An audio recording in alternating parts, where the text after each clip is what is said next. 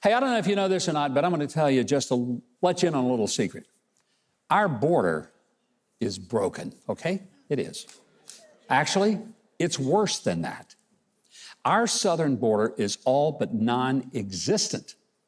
Since Joe Biden became president and immediately reversed every single policy that Donald Trump had put in place to control the border, over 10 million illegal immigrants have scooted into the United States, and we have not a clue as to who they are, where they are, why they came, what they're doing here, whether they have communicable diseases, or if they are ultimately here to conduct a terror attack on you and your family.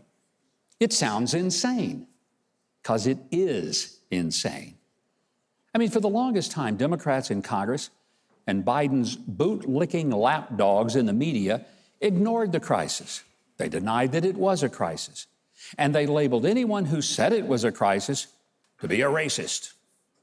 Democrat-led big cities like New York, Chicago, Washington, D.C., all had mayors who boasted how their cities were sanctuary cities where illegals were welcome and they would not be treated so poorly as by those awful people in Texas. But then Governor Greg Abbott of Texas took them at their word about their superior morality and hospitality, and he bussed and he flew thousands of the illegals to these big cities. You see, Texas has been overwhelmed by the millions of people flooding into their state who expected to be housed, fed, and given medical care. But Texas finally had a change of both heart and mind, and they decided to share their blessing with the big-mouth city mayors, They sent what was just a small fraction to the sanctuary cities of what Texas has been dealing with for years. And as Forrest Gump would say, and just like that, those sanctuary, big-mouth, big city mayors started screaming they couldn't handle it. I want the truth! You can't handle the truth! Maybe not everybody can handle the truth, but you can. Now, Joe Biden pretends and he lies about why we have the problem and what he can do to stop it.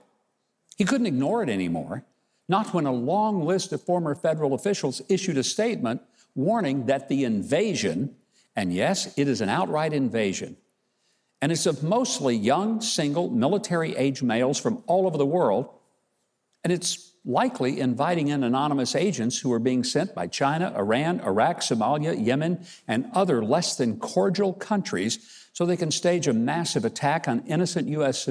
citizens that might be comparable, but probably even larger than the savage attacks that Israel experienced on October 7th.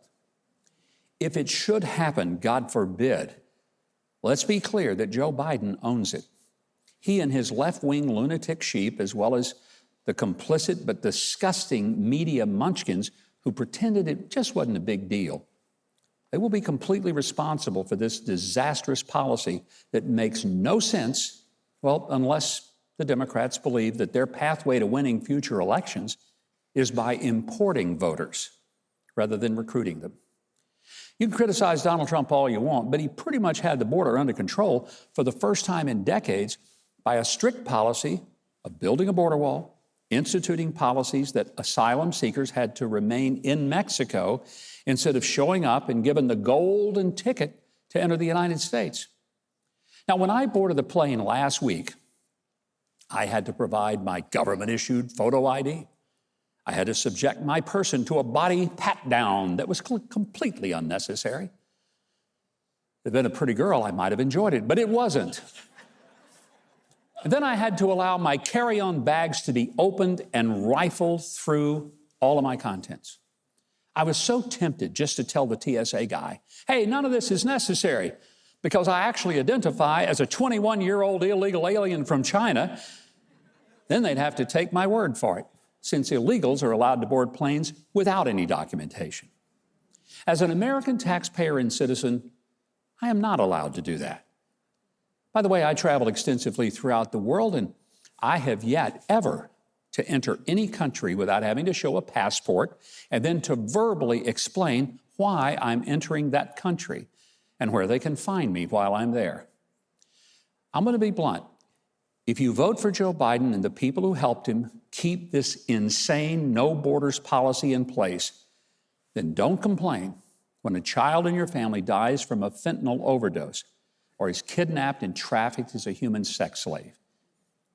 We're losing our country, and we're losing our kids to the lunacy of these policies. Look, I believe America is a great country because we do welcome legal immigrants who want to come here, who want to become part of us, pay taxes, contribute to our way of life, and who really can and who will make America great again. But letting in 10 million people who have demonstrated no love of our country or respect for our laws, or for that matter, any laws, that's not compassion. It's just plain crazy. Hey, Mike Huckabee here. Listen, if you love your mom, apple pie, and being conservative, you know you ought to subscribe to the channel, hit the notification bell, and click the like button, and show all the leftists out there that conservatives are thriving and patriotism is far from dead.